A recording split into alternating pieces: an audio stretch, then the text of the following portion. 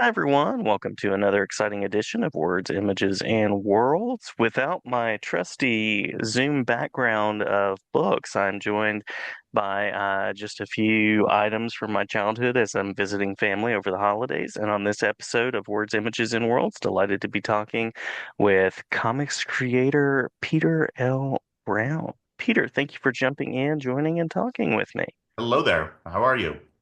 I'm good. I'm good. I'll mention a couple of works here as we travel around the conversation. Anxiety Hacks in an Uncertain World, the Teen Anxiety Guidebook, Trollandia, Brady the Beta, CC Teddy Goes to New York, and Koki in the Red Convertible being a couple of those that are out there for folks to check out. Did we miss any titles that you want to make sure to share? No, that's the most I guess you would say most available at this Gotcha, gotcha. time. Yeah. It's what the French call the oeuvre, I believe. The Yes. oeuvre. Yes. You sounds good. Yes. Yes. I don't know if I pronounced that correctly, but hopefully close enough. And hopefully you've had a wonderful holiday week.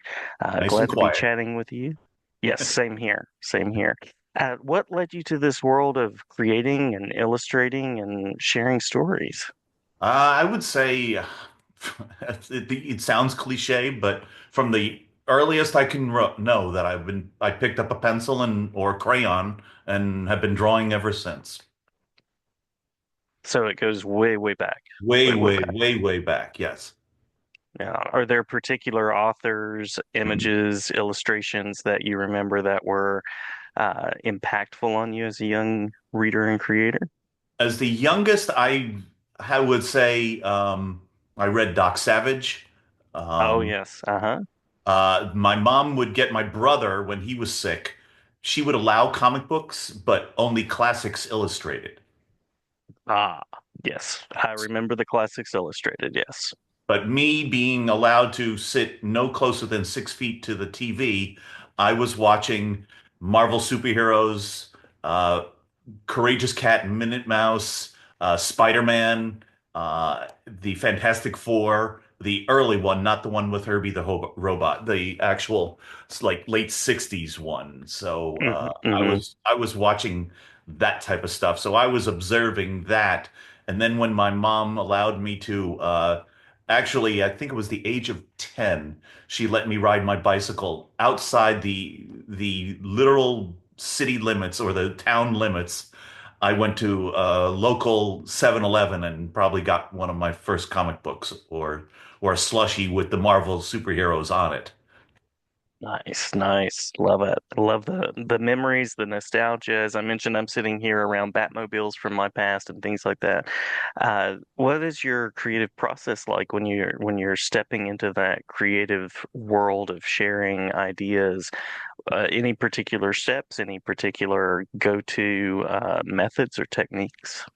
Don't have any real method. I just let my brain go. Hmm. I've actually grabbed ideas from dreams, which then I found out a company built one of my dreams 35 years later. Um, Oh, nice, nice. and then 10, 12 years later, I saw one animator use the same concept 12 years later that I had come up with, but never commercially put out there. So I was always feeling I was kind of ahead of the curve, in that respect. Yes. It's a big encouragement when you have sort of a vision, an idea for something, and then somebody else puts it out there, and you go, "Oh, I should have grabbed onto that." That's an encourager, a motivator for sure. Exactly. So I've for the longest time I collected Marvel comics from 75 to 89, but then I saw the movie Batman 89 and the designs that Anton Furst had created. That flipped me, and I basically collected mostly um, Batman related titles from there on. Hmm. And then eventually, when getting to the point of financial and all the other fun stuff of collecting, I had amassed 12,000 comic books and finally said, I think I'm done. I appreciate comic books, but I can't financially support this habit anymore. So I have since, and then when you move 4 times, you don't want to move that much anymore at some point. Yeah, yeah. Well, I mentioned a couple of your works for teens. Is there a Yeah. particular inspiration there? Is there a particular sort of motivation to support young people as they process experiences in life? Um, Not to sound off the wall, but I jumped on this as a job. I jumped on it as a Hmm, job, hmm, and the author who I got to, his name's John Patrick Hatcher. He came through. He just contacted me through LinkedIn by some chance, and we've been friends and doing books ever since. So basically, what he does is he gives me the text, and hmm. then he just says, "Okay, make me laugh," because it's such a Nice. tough subject.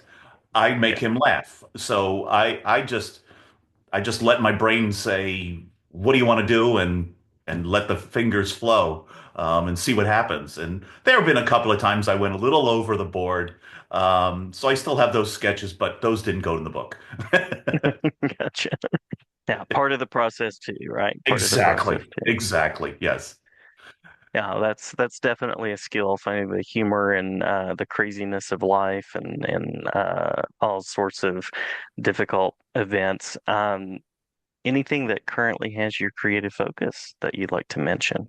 Um, I have been wanting, I don't want to say anything to say, let's just say jinx it or anything like that, but I have Hmm. some ideas for a a major magazine that I want to try to do cartoons for and see if I've kind of got the knack maybe to submit to them. So I'm working on those right now.